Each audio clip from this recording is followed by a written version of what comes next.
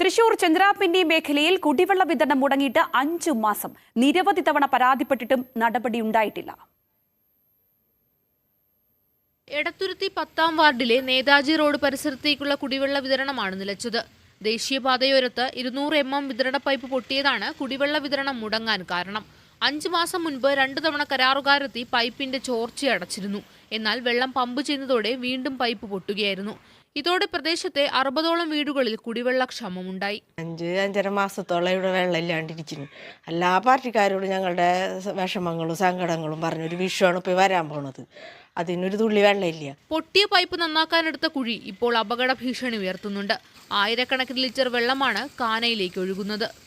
ഒരുപാട് വണ്ടി പോകുന്നിടത്താണ് ഇവിടെ ഒരു അപകടക്കെണിയായിട്ട് ഇത് നിലനിൽക്കുന്നത്. ഇതൊന്നും പരിഹരിക്കാനോ ഇതിനു വേണ്ട നടപടി സ്വീകരിക്കാനോ നമ്മുടെ ഭരണ സംവിധാനത്തിനും കഴിയുന്നില്ല. ഈ ഉദ്യോഗസ്ഥ തമ്പുരാക്കന്മാർ ഇതൊന്ന് വന്ന് നോക്കുക, ഇതിന് പരിഹാരം കാണുന്നതിന് ആവശ്യമായിട്ടുള്ള ഒരു നടപടിയും സ്വീകരിച്ചിട്ടില്ല. വാട്ടർ കിയോസ്കുകളിൽ നിന്നും ബന്ധുവീടുകളിൽ നിന്നും കുടിവെള്ളം എത്തിക്കേണ്ട അവസ്ഥയിലാണ് നാട്ടുകാർ. ഇനിയും ഇത് തുടർന്നാൽ പ്രതിഷേധവുമായി മുന്നോട്ട് വരുമെന്നും നാട്ടുകാർ പറഞ്ഞു. മനോരമ ന്യൂസ്, തൃശൂർ.